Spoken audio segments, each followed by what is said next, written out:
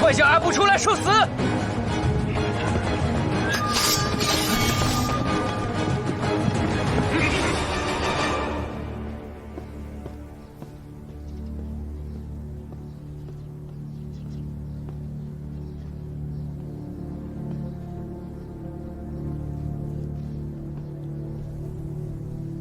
哎呦，东阳大老爷！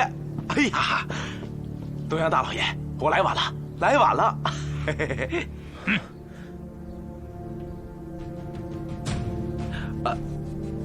哎，你们竟然敢到东阳老爷的地盘上撒野！来人呐，拿枪！陈真，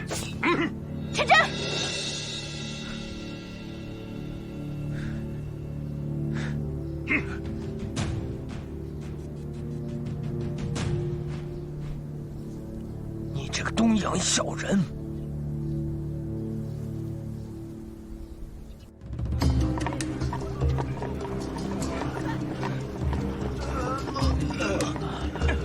三位，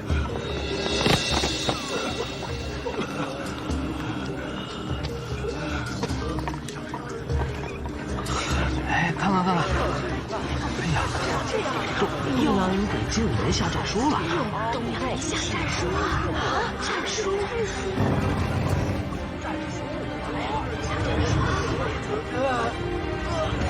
怎么回事？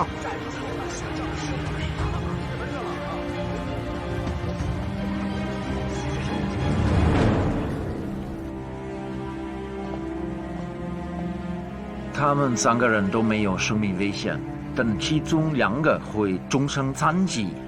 我要把他们带回医院进一步治疗。多谢了。你还好吧？日本人是很狡猾的，这场比武你要做好充分的准备。我并没有说要和他们比武。他们下了战书，而且在实际中报纸上都刊登了。我不会应战。现在精武门最重要的是救陈真和沙燕。看报看报，统统阿布道馆约战精武门，东阳人要打霍元甲了！看报看报，看报看报，霍元甲又捅大娄子，东阳人限期3日接战，不然就必须关闭精武门。来报报纸，给我来一份。霍元甲又捅大娄子，东阳人限期3日接战。霍大侠，您这打不打呀？什么时候打呀？对呀，霍大侠，你有没有把我打赢啊？我听说这东阳人厉害呀。是啊，霍大侠。哎，霍大侠，霍大侠，霍大侠。殷先生，你真是一个奇才啊！怎么做到的？我就说嘛，一个小小的霍元甲，还用得着亚历克斯大帝出手？东洋新晋崛起，好武斗狠的东洋武士在上海滩到处都是，而且还傻得很。请他们喝上几杯酒，再夸上几句，就什么都能做了。各位，来，兄弟，来，接下来就拜托各位了。阿布道馆的藤原是个有野心的家伙，他对权力和银子都有野心。当然，他更重视日本人的胜利，为此他将不惜一切代价。我仿佛看到了一场完美的比赛，背后的银子很多很多。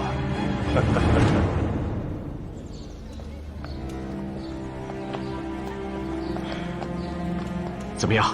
使了银子，就是见不着当官的。那陈真和沙燕什么时候能放出来？没那么容易。陈真是带头惹事的，据说要判斩首。什么？啊？他们先杀了我们的人，陈真是去报仇的，还要斩首？这衙门是给洋人开的吗？真生，你先稍安勿躁，我再想别的办法。但是当官的怕洋人，这是事实。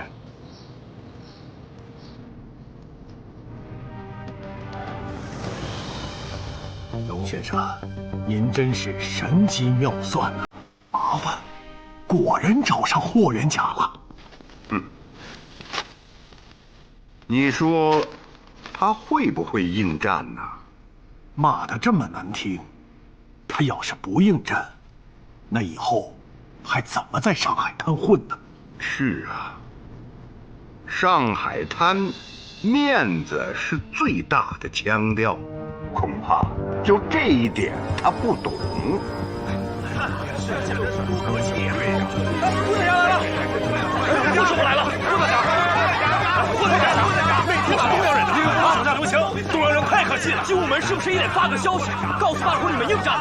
要不然别人还以为你们要当缩头乌龟呢！霍师傅，霍师傅，霍师傅，你说句话呀，霍师傅，霍师傅，霍师傅。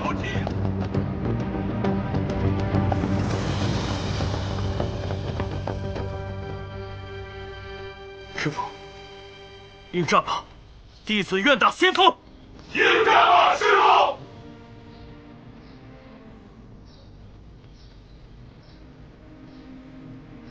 关闭大门，凡我精武弟子，不得对外讨论比武之事，否则逐出精武门。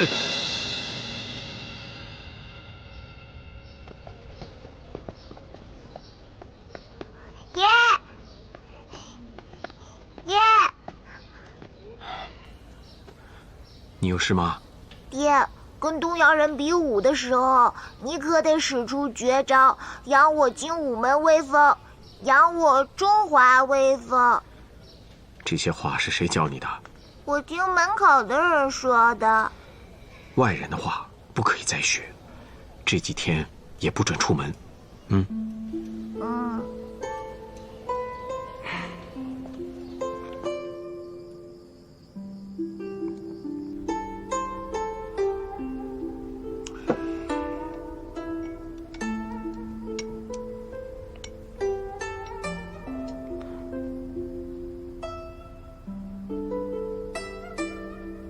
你们两个愁眉苦脸干什么呀？是我妹子在牢里，又不是你们的妹子。沙狼大哥说的轻巧，令妹是元甲收的唯一的女弟子，她能不着急吗？几年前，受我农进村所累，沙燕在火车站刺贼冒险，自那一役之后，与我早已亲如兄妹，我能不着急吗？更何况，我怕沙燕身份暴露，引出应嗣之案。放心吧，我妹子钢筋铁骨，就算死在牢里，也不会出卖元甲。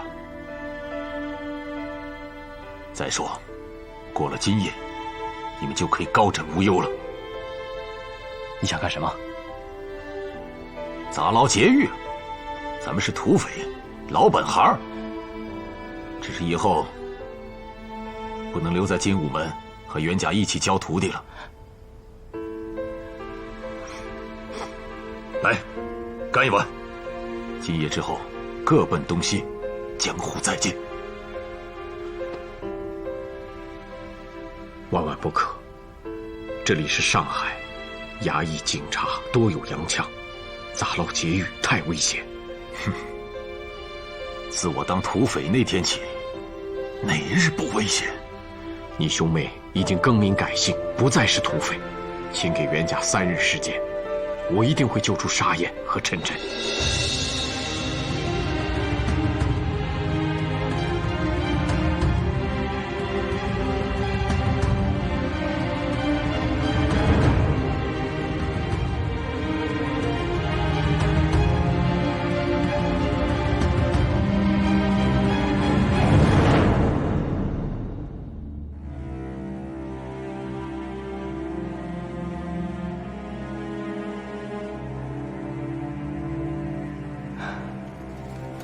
累了一天了，回去吧。还是等天黑吧。那么多百姓都聚在精武门前，无言以对呀。比武之事，你到底怎么想的？我现在只思营救弟子，其他一概不想。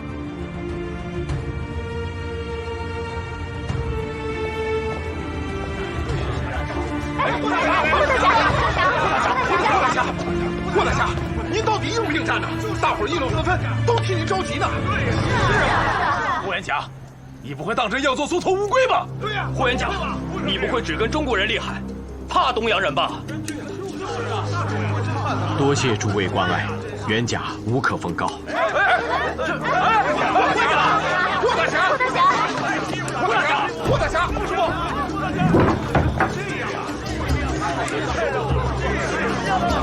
这是什么精武门？东洋人说的对呀，精武门就是骗我们钱财的地方。以后谁也不许把孩子从这儿来习武。霍元甲，你太让我们失望了。霍元甲，霍元甲。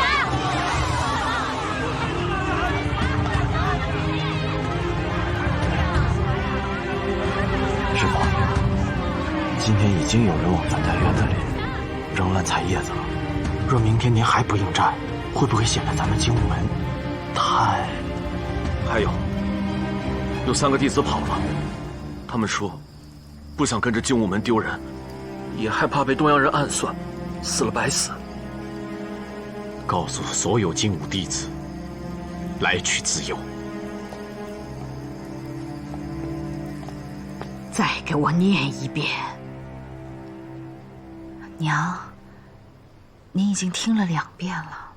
我要是眼神好，就自己看了。求你再给我念一遍，累着你了。好，我再给娘念一遍。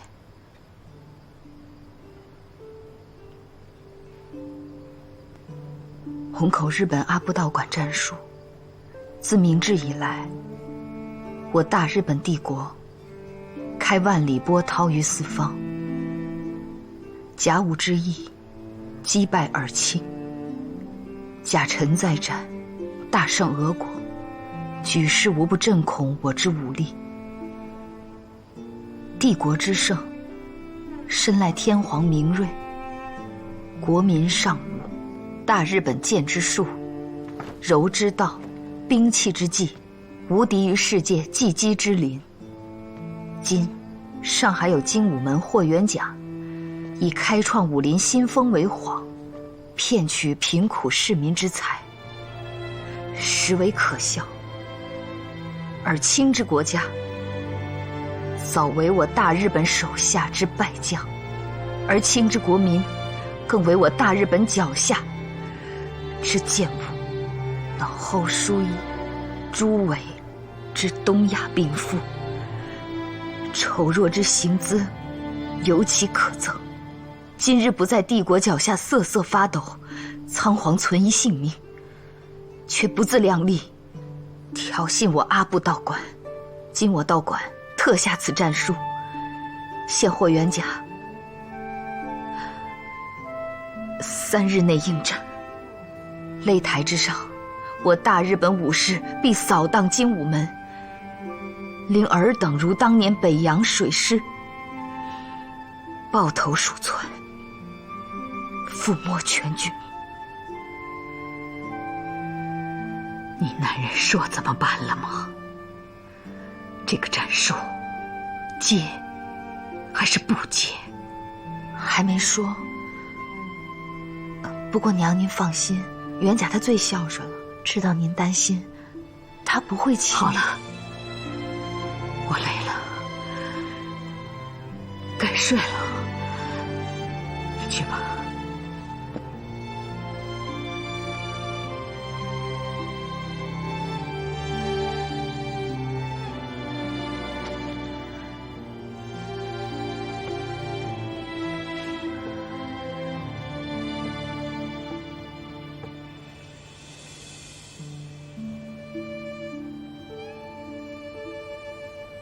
听说登有这份战书的报纸卖得很不错，杨章英先生的文笔，这个是谢你的。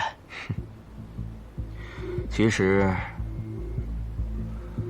我蛮喜欢我这条小辫子的，猪尾巴可是一头猪身上最香的地方了。相识以来，你一直对我们日本人表达着极大的善意。殷先生，我很想知道你是什么目的。哦，这就是我的目的，藤原先生。除了写文章之外，我还有很多拿手的绝技，随时为您效劳。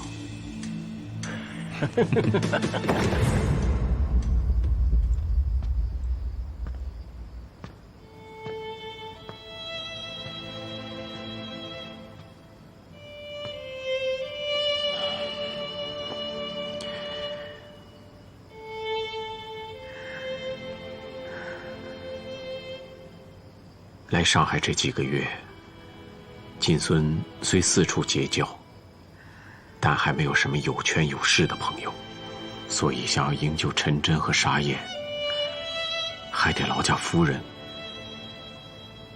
去求荣先生。我不去。这么难的时候，你不帮我，我是不能去。我知道你身怀6甲，行动不方便，可不是这个原因。那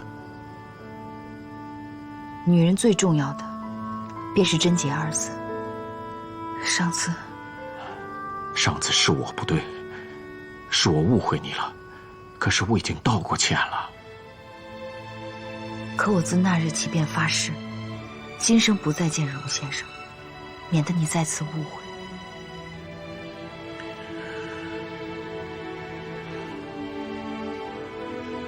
昔日你在牢里，我去求荣先生，那是受你之托，责无旁贷。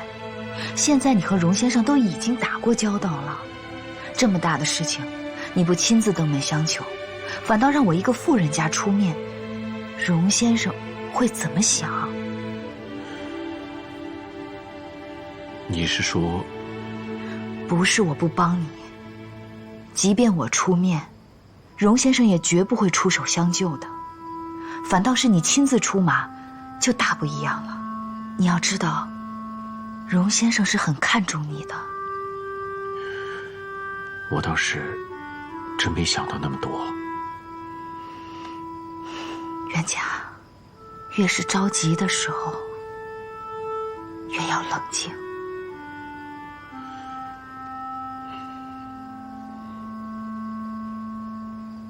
我把整个报馆都交给了你，为的是在沪上报界占有一席之地。虹口阿部道馆给霍元甲下了战书，是这2天最大的新闻，其他的报纸都竞相刊登了，你为什么不登啊？我在等刊登霍元甲的声明啊。霍元甲的声明？什么意思啊？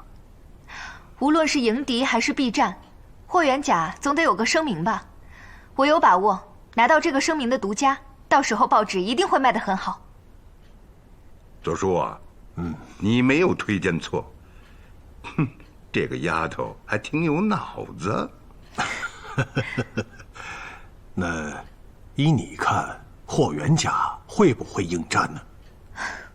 不会。这么肯定？振生最了解师父，他说师父是个大孝子，只要奶奶还活着，他就不可能再与人比武。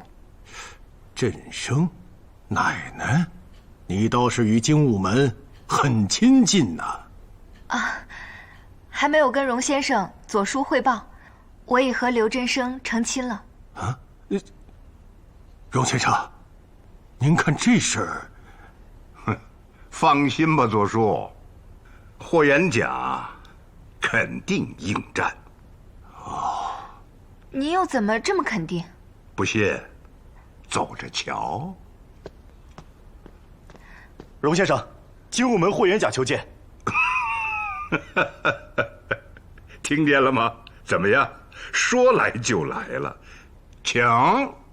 是。荣先生，那我先告退了。不必，你先避一避，听听霍元甲怎么说。一旦他接下了战书，你也好写文章啊。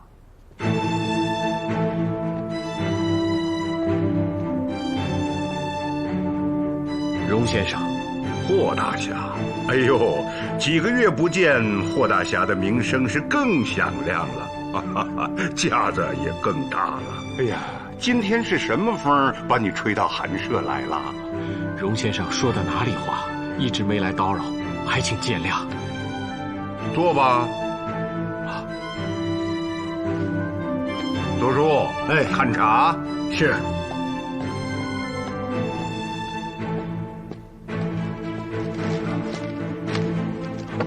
请，多谢左叔。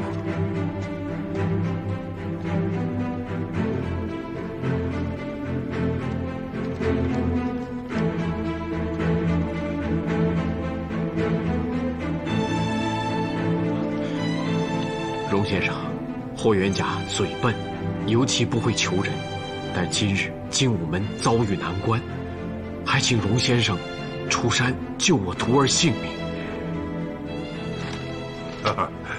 前2天我就听说衙门抓了你2个徒弟，一个是你以前的仇人，3番5次要杀你的陈真，一个是你唯一的女徒弟，好像多年前你们就暗生情愫，对吧？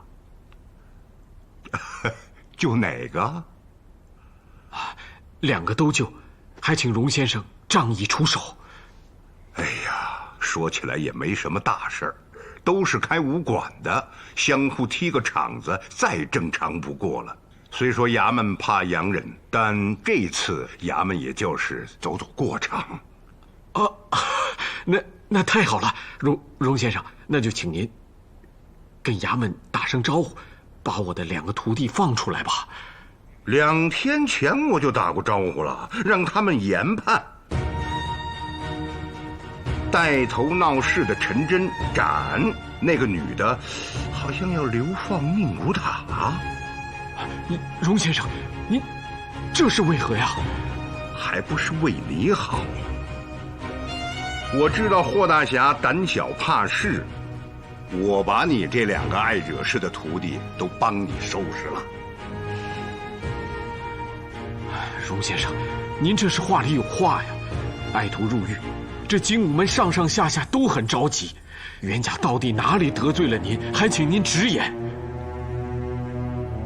哎呀，其实啊，是我有事相求于你，才找衙门的朋友帮了个忙。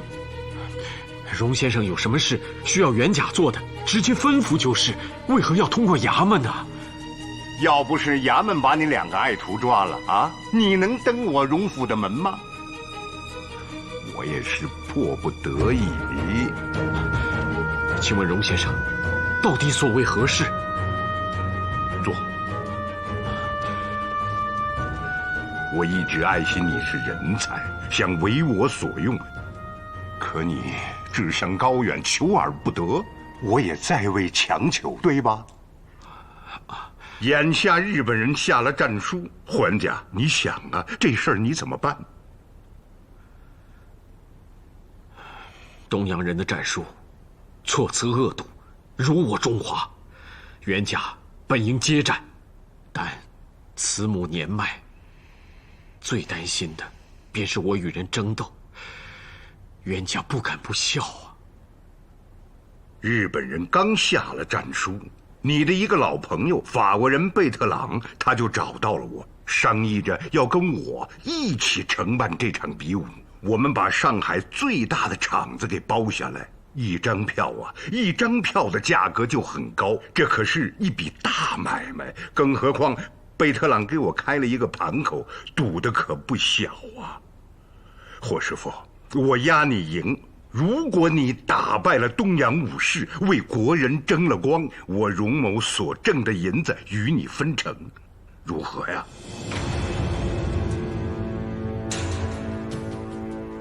元甲和精武门也能成为你们赚钱的工具。霍元甲，你不就是个练武的吗？练会了本事又不与人打，还有什么用呢？你，老主，多说无用。这一次我荣某是强人所难了，期限1天。如若明天你不接战书，衙门就斩了陈真，流放那个女的。荣先生，你们怎么可以用这样的手段来逼迫霍大侠？我要登报，公开你们涉赌局的内幕。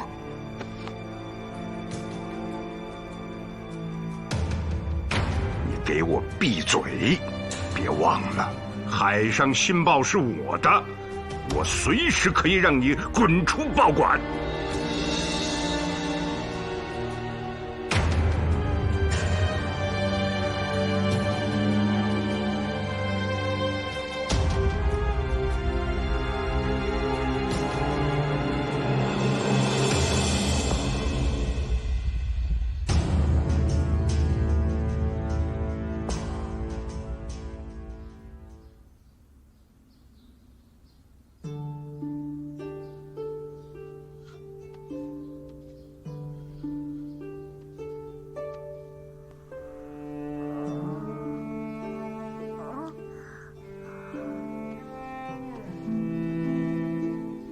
娘，爹一夜没回来，他会不会和东洋人比武啊？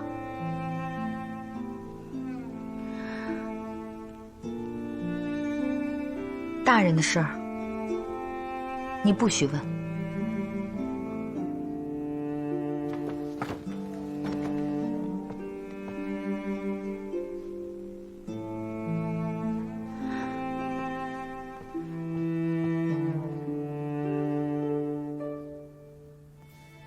元甲，你该不会在娘的床前跪了一整夜吧？不想儿元甲想以此求得母亲大人的原谅。儿媳妇来了。哎，来了，来得正好。福娘起来。哎，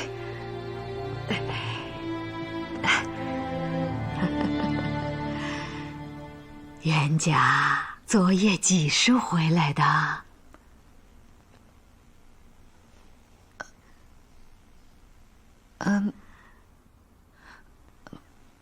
不知。甭管他几时回来，我儿元甲从来不睡懒觉。你快帮为娘洗漱，扶我去厅里，我要见我儿子。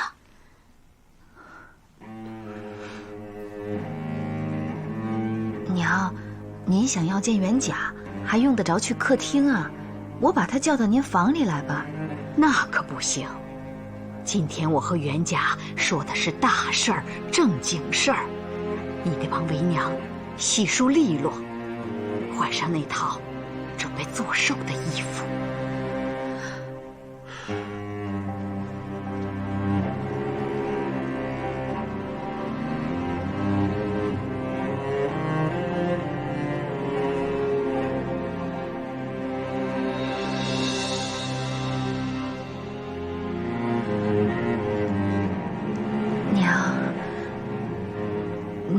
眼睛好得很，娘今天眼前一片亮堂，这心里呀更加亮堂。你还愣着干什么？快去给娘打水去。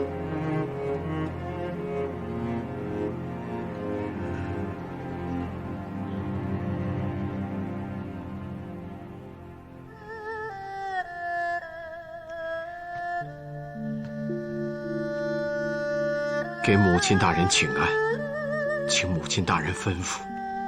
儿啊，你今天格外精神。娘生你并不足月，刚抱到怀里时都不敢看呢，那小胳膊只有手指头那么粗，真怕你活不下来呀。你年少体弱， 3天2头靠药顶着。你爷爷安慰你爹说，咱们霍家也该出个秀才了，让我们督促你好好读书。那时候霍家已是习武名门，老人家这么说，就是没看上你，觉得你不可能是练武的材料。可也不知道是从哪天起，你背着我们偷偷习武，秀才没当上，霍家却出了一个大侠。娘，儿子到今天都担不起大侠二字。你担得起，戊戌年，我儿霍元甲就是响当当的大侠了。庚子之变，父兄遇难，你一直觉得愧对家里，愧对娘。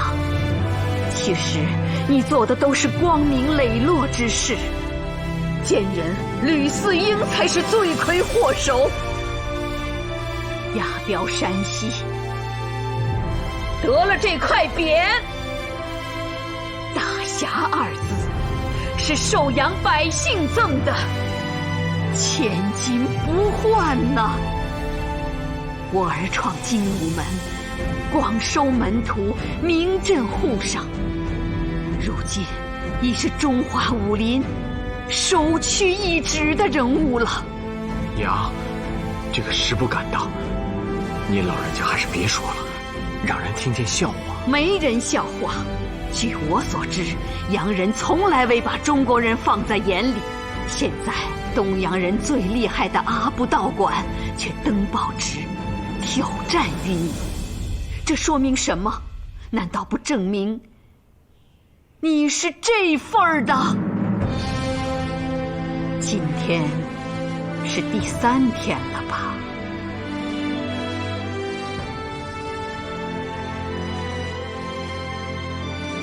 娘，什么第3天啊？你还想糊弄娘？东洋人的战术，娘看了好几遍，每个字都看得清清楚楚。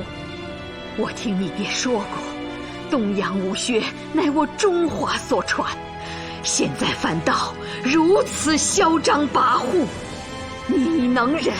老太太我都忍不下去了。娘，不用扶，我看得见，走得稳。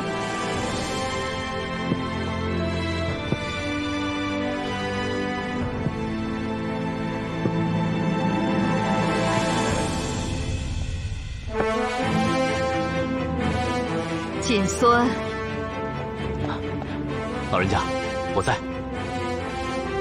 沙大侠，在。振声，大有，奶奶，我们在。我都看见了，刚才人声鼎沸，精武弟子都来了吧？在。你们听着，我儿孝顺，他曾答应过我不再与人比武拼命，所以至今未解东洋人的战术，是我这老太太拖累了精武门呐。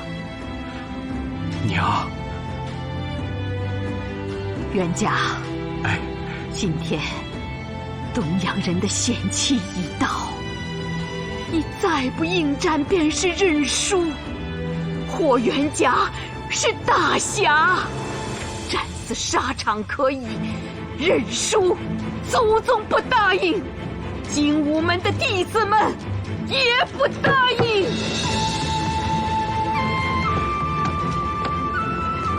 娘，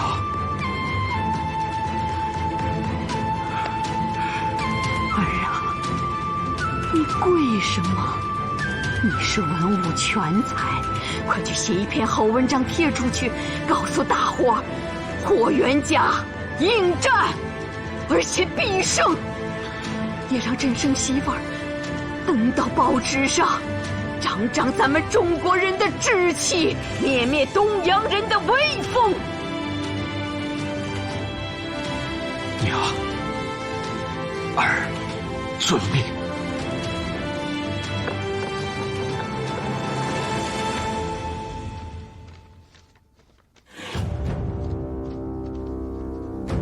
霍元甲赴阿部道馆书，记下战书，自贵于礼，而文恶俱笃，心怀武德之人所不耻。若论武士之道，不在争强斗狠，而在锤炼修为，终至文武贯通，此即精武精神，亦元甲所倡武林新风之主旨也。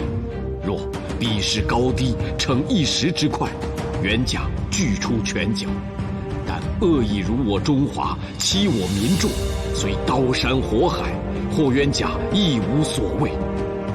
顺告另有图谋者，精武门应战，为弘扬中华武学正气，非受威逼利诱之功，更不做设局行毒者之傀儡，望护上父老悉之。真生大友，把它贴在大门口。是，师傅。我这就回报馆，立刻发稿。何玛丽，师娘想借你的笔告诉大伙，陈真沙燕受牢狱之灾，是有人利用官府，胁迫元甲逼我。师娘的主意好，这都是事实，我一定会写出来的。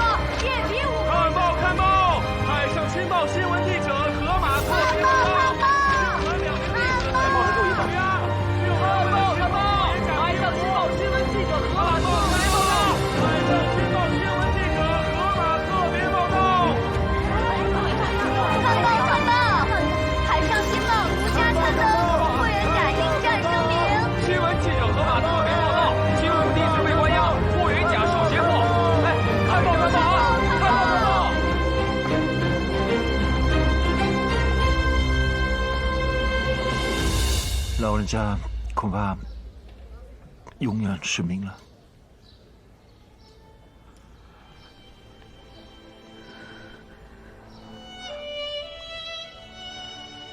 娘是因为跟我着急，所以才……他不让我告诉你，说你们都没看出来。他还要亲自去现场观察，看着你答应校长的日本武士。现在当务之急是与阿部道馆确定比武的规则。虽说东洋武学源自中华武术，但还是有区别。按照什么样的规则打，一定要讲在明处，而且要登报声明，这样才能做到公正。公正，好。若是一场公正的比赛，倒是开了武林之先河。金孙，这件事情就拜托你了。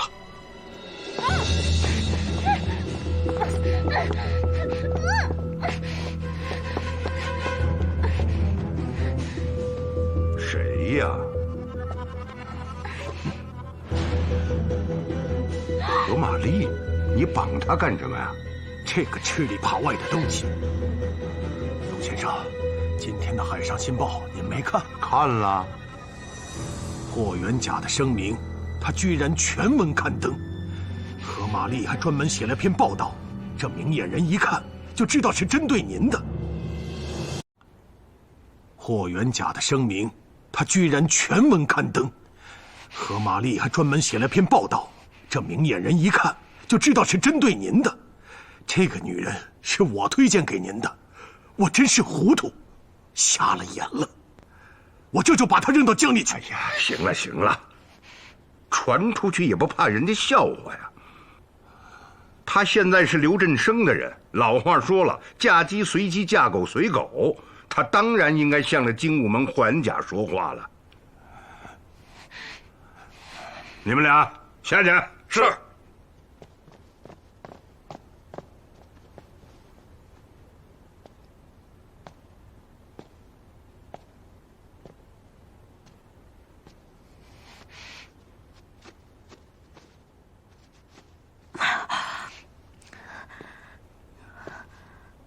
文章写得不错，《海上新报》的销量又创新高了吧？给他松绑，让他该干嘛干嘛去。你跟我去趟精武门，跟我叫板的是霍元甲，别难为这个女人。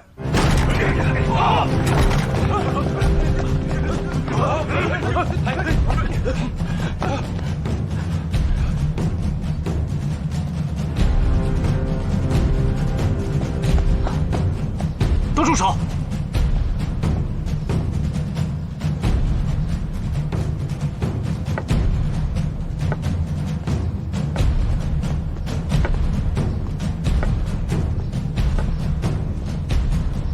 荣先生，奋武扬威。好啊，精武门我还是头一回来，告诉霍元甲，我来了，让他备茶。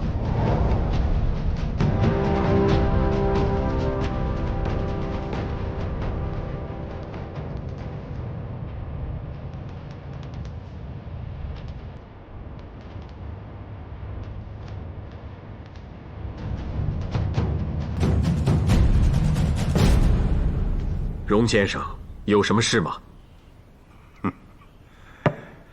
霍元甲，这就是你们精武门的待客之道啊，连杯茶都没有。刚才弟子已经向我禀告，荣先生好像不是来做客的。也是。哎呀，老左呀，虚张声势，多带了几个兄弟，可这也不能怪他呀。昨天晚上在我们家，咱是说的清清楚楚啊。霍元甲，你答应比武，我就放了你2个徒弟。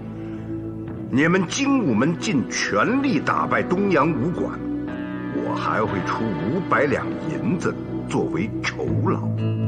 按贝特朗的话说，这叫做拳手出场费。你发的声明是一点儿也不给我荣某留面子，那500两银子我也就不用给了。君子爱财，取之有道。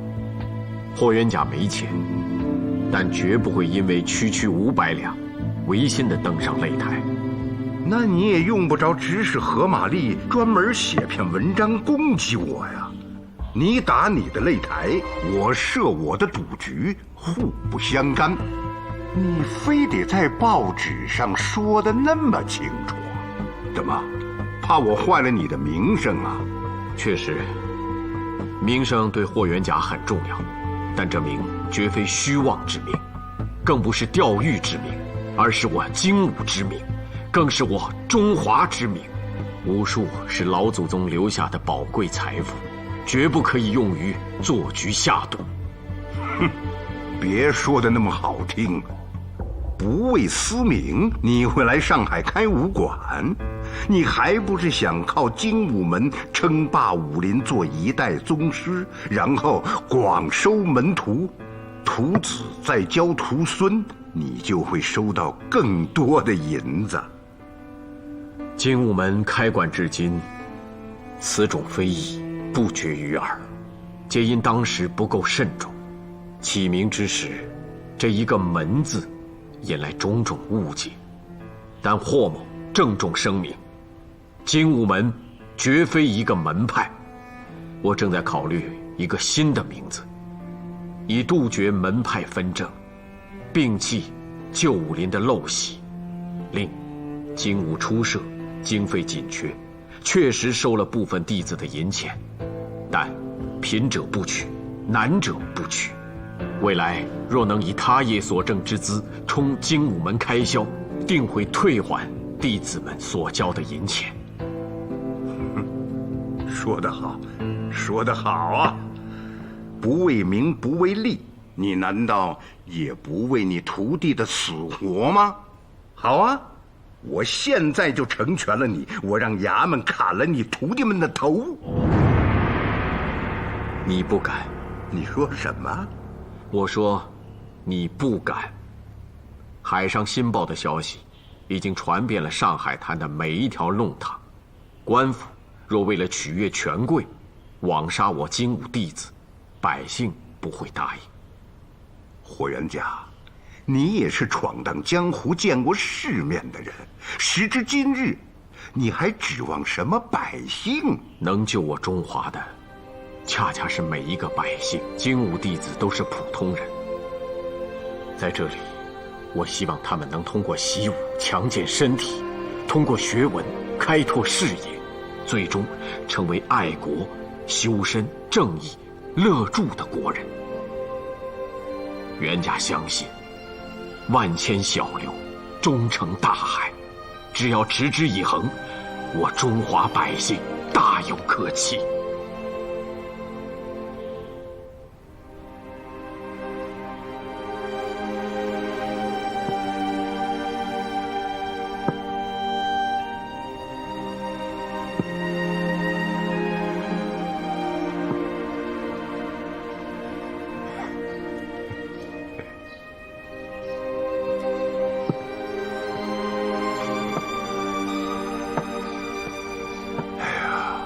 老左啊，当初我们就看错人了。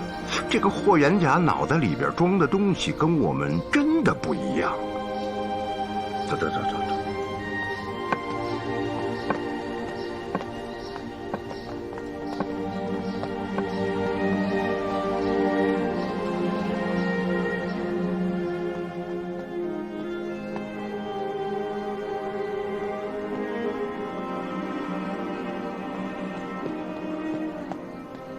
山药，大师兄，在里边没挨打吧？没有，好吃好喝的，都没让我们过堂。好，回来就好，回来就好。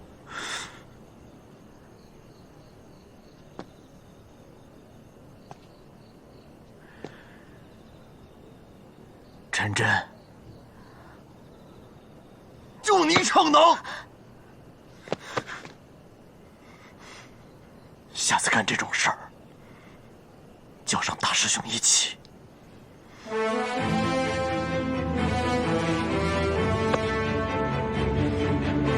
哎，姐姐，妹妹，让你受委屈了。真没挨打，奇了怪了，你小子这次运气这么好啊！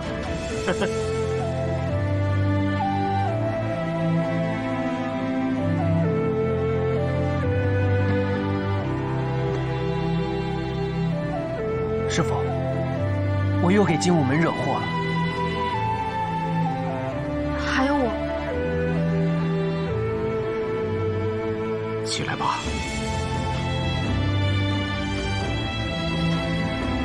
为师让你们起来。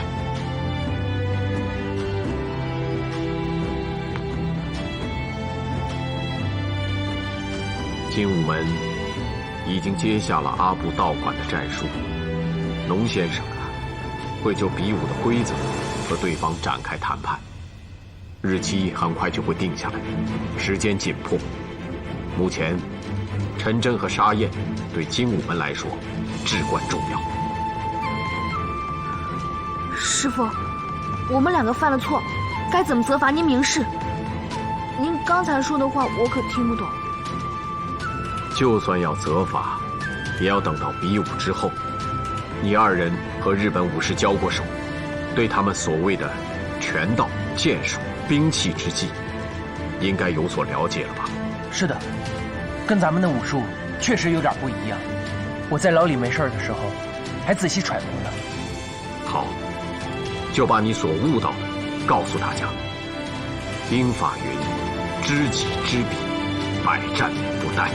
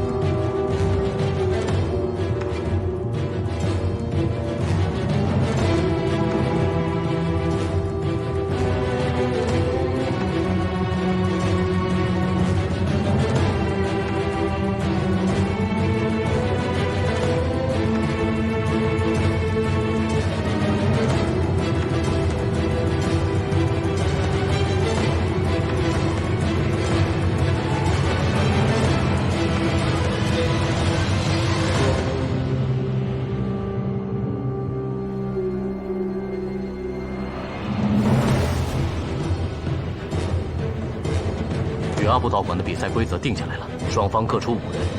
我愿意打头阵。这个不行，对方提出来比武的都是男人。那天我和陈真去踢馆，碰到的就是女的。是，日本人管他们叫击武士，但是击武士在东洋武馆里地位很低，根本上不了擂台。那我就跟男的打。你算了吧，上次惹祸坐了大牢，害得老哥好几天睡不着觉。师傅，看来东洋人重男轻女的观念比我们毫不逊色，这倒让为师有了招收女弟子的想法。将来若真能开此先河，你便是精武门的首位女教头。可是，师傅，既然已经谈定了，就得按规则办。你想为精武门立头功，为师记下了。5人比武，最后一个出场的，精武门是元甲，对方便是他们的馆长阿部雄三。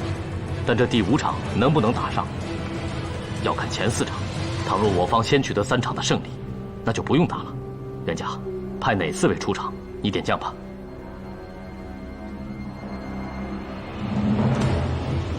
真生是精武首徒，第1场的不二人选。多谢师傅信任，朕生必旗开得胜。胜负不重要，打出精武门的气势即可。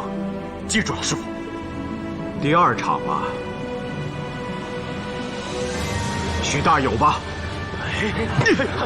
好，谢谢师傅。大有刚勇，但在擂台之上稍有闪失，便会酿成大错。你一定要细心。师傅，我记住了。金师傅武功根底深厚，论兵器远在霍某之上，论拳脚更胜我一筹。这第3场就辛苦您了。你净说笑话，兵器拳脚我都不是你的对手，你瞧得起我，便是我的荣幸。陈真，为师想让你打第4场。让陈真上场？是啊。哎，陈真，你犯了错，师傅还让你出战，你小子好福气啊！就是啊，陈真，师傅，是真的吗？我没听错吧？你要记住，不管前3场胜负如何，你要用心打，切勿分神。师傅，我记下了。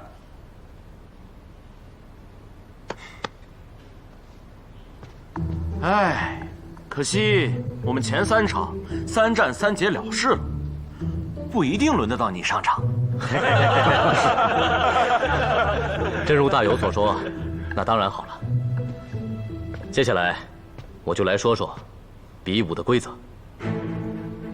4位大将需牢记，犯规过多会被直接判输。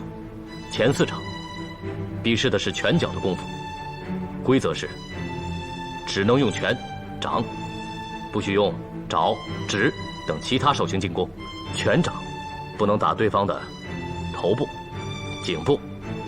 那脚呢？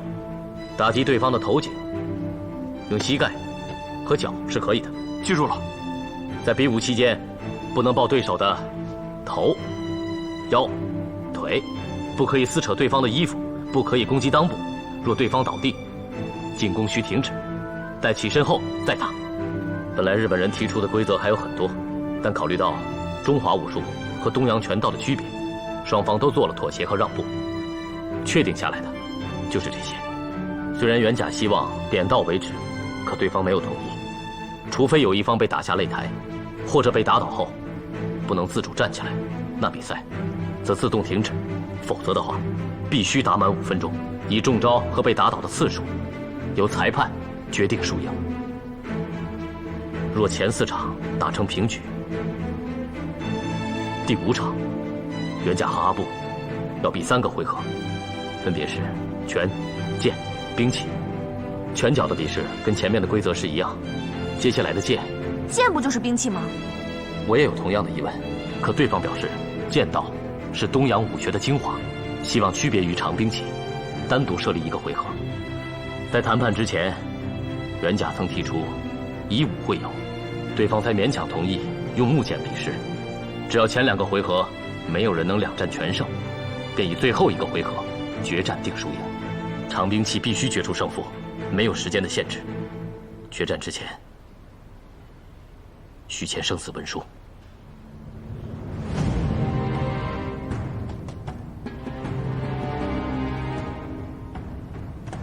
虽然这和精武门的宗旨有所分歧，但这一战不可避免。这生死文书就只能签了。大战之日定在18，是洋人的礼拜天，也就是3天后。诸位，精武门必胜！精武门必胜！周日比武3天之后，规则敲定，1票难求。周日比武3天之后，规则敲定，1票难求。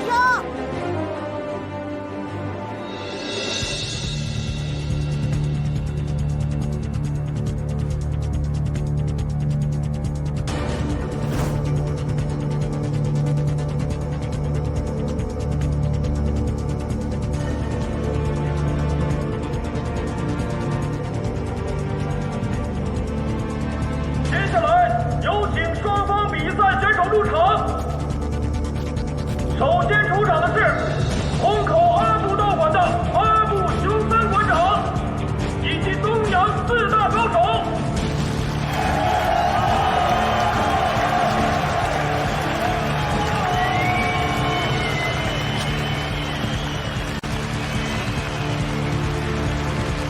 接下来入场的是天津霍元甲，以及闸北精武门代表。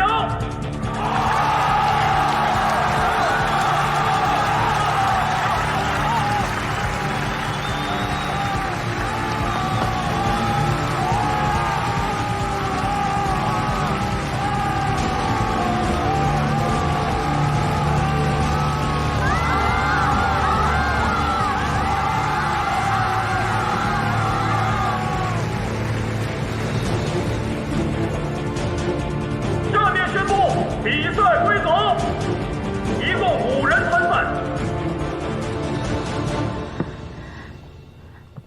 比赛不就是今天吗？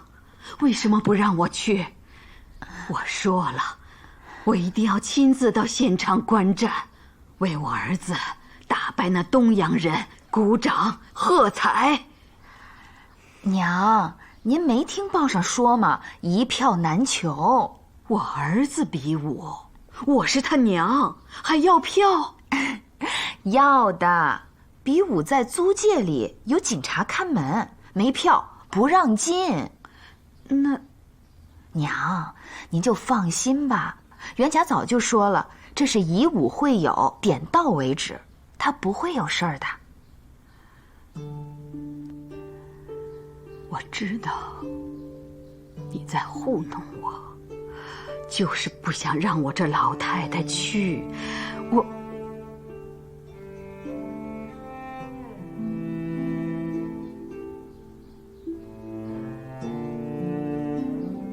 的眼睛都瞎了，再急还能急成什么样？娘，您可千万别这么说。袁甲还不知道你眼睛的事儿，他走的时候还跟我说，今日之擂台如同战场，万一有闪失，告诉娘，袁甲来世还做他的儿子。袁甲说他从小就跟人比武，上擂台那是家常便饭，不会有任何闪失的。娘，要不您去床上坐着，我给您揉揉肩，捶捶腿啊。算了，用不了1个月你就要生了，咋能劳驾你呢？啊，奶奶，那我给您捶吧。我现在呀，跟二少奶奶学的手艺也不错啦。好吧。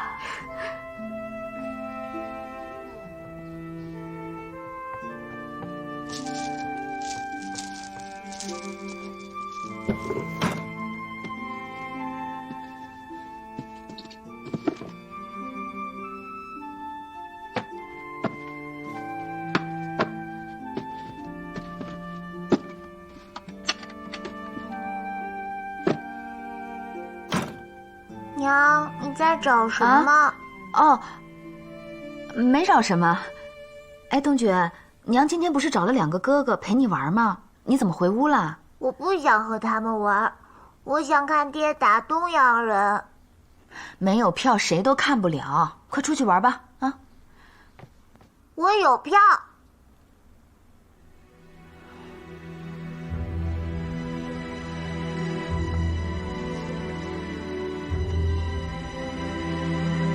冬觉，这个怎么在你手上？昨天和玛丽给你送票的时候，我听见了。娘，带我一起去吧。不行，你爹比武有危险，你是小孩子，不能去。万一我爹比武时出事，我以后再也见不到他了。娘，求您带我一起去吧。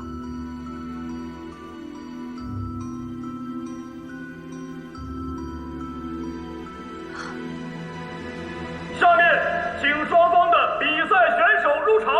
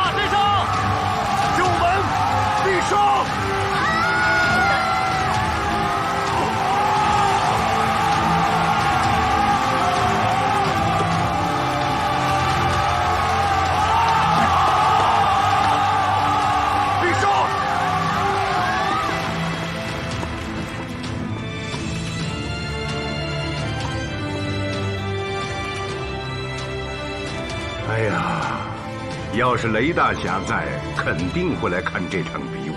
过完寿，雷老先生就回乡下去了。现在沪上哪儿还有什么雷大侠？哼，道上官刘振生都叫大侠了。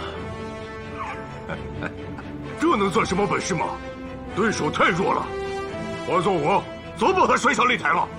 阿布道馆，从来没听说过。不会是精武门花钱雇的吧？哼，行了，今天国人都应同仇敌忾，这闲话少说吧。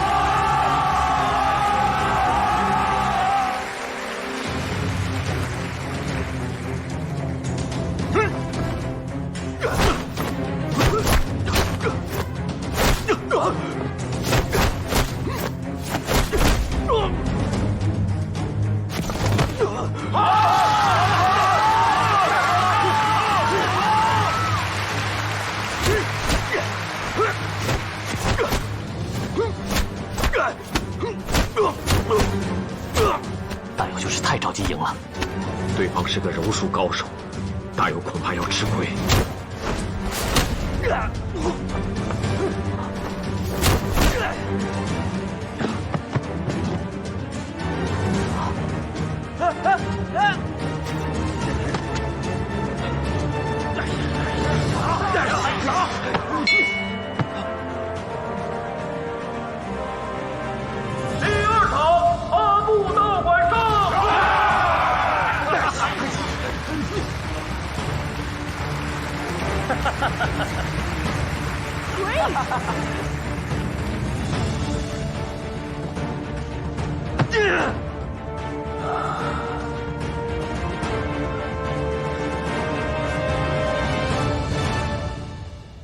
师父，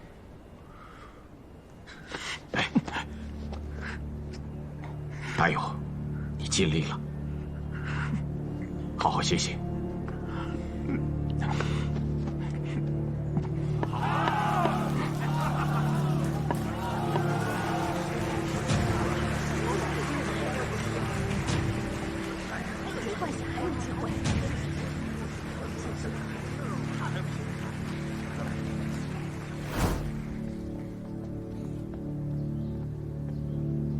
三位师叔好。三位前辈突然光临精武门，有何贵干？英九一直混迹在洋人的租界里，而且与即将和霍大侠比武的东洋人也有勾结。我手下2名弟子在租界跟他打过照面，可惜英九太狡猾，让他给跑了。我们3兄弟得到消息，立刻赶来上海，一来是想弄清霍大侠与东洋人的过节是不是英九挑唆的，二来这鹰爪败类也该被铲除了。我们在黑市买了3张门票，花了不少银子。明日擂台之上，霍大侠专心打东洋人，我们3个专心擒拿鹰爪败类。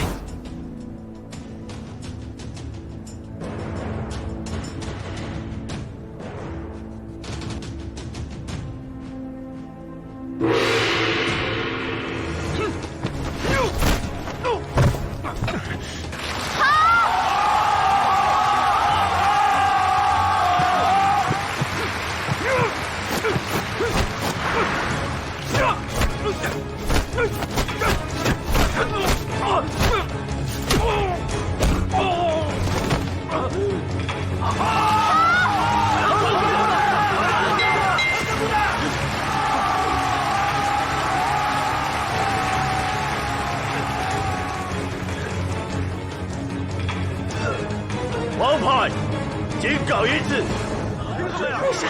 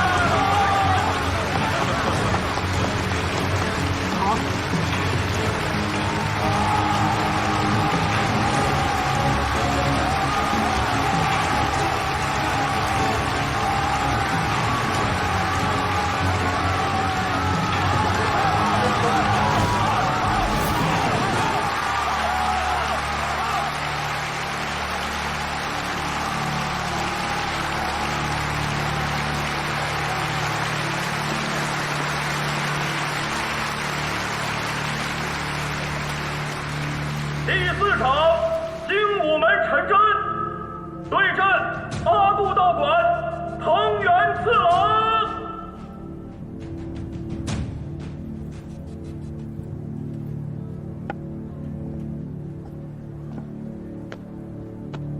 看你的了，别让你师傅出手。放心吧。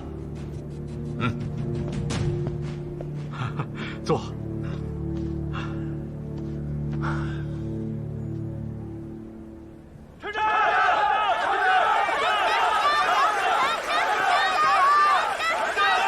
人家，这场你怎么看？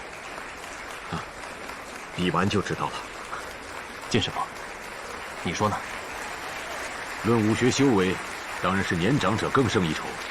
可擂台之上，全怕少壮。陈真这小子胜算很大呀。明白了。陈真若真能了结此战，那我们可是大胜。今晚农某人自掏腰包，咱们精武门上上下下大喝一场。好，我现在就想喝酒。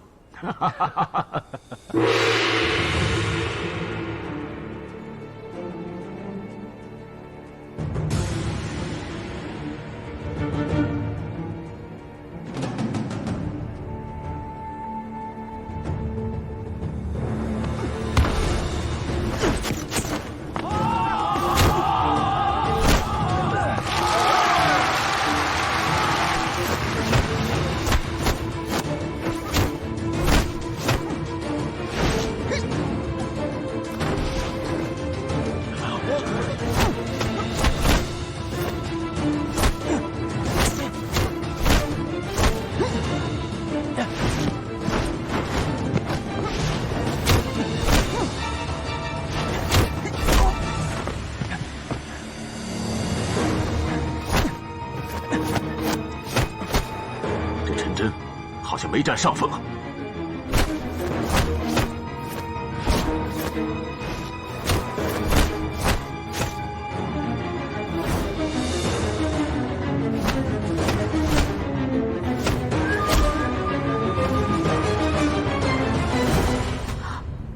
坏了！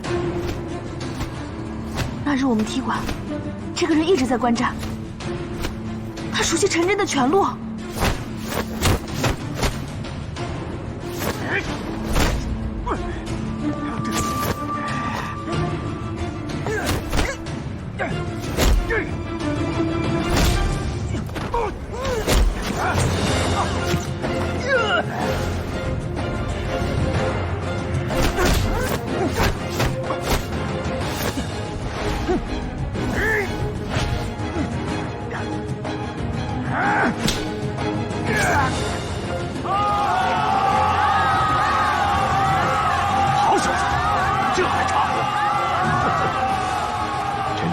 得到孙老前辈的真传，懂得变化是他最大的优点。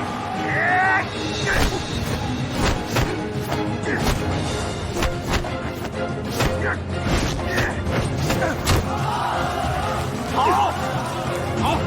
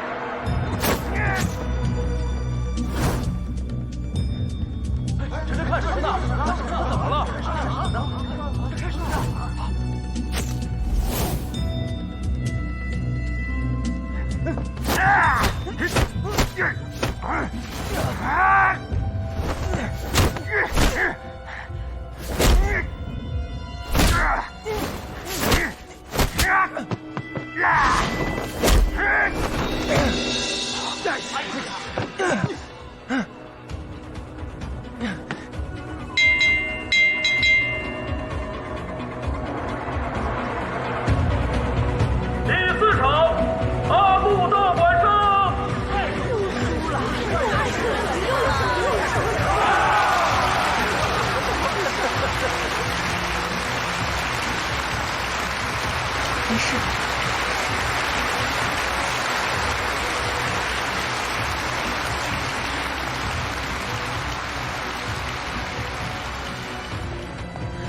陈真，你怎么回事？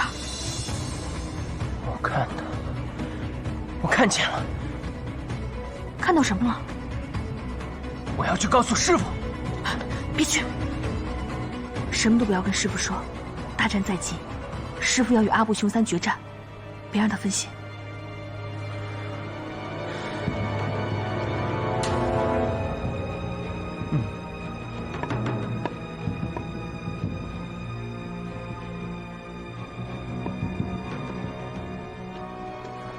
陈真，不要紧，打起精神来，给师傅助威。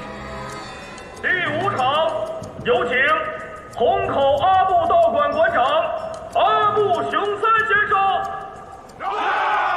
有请闸北精武门霍元甲师傅。好。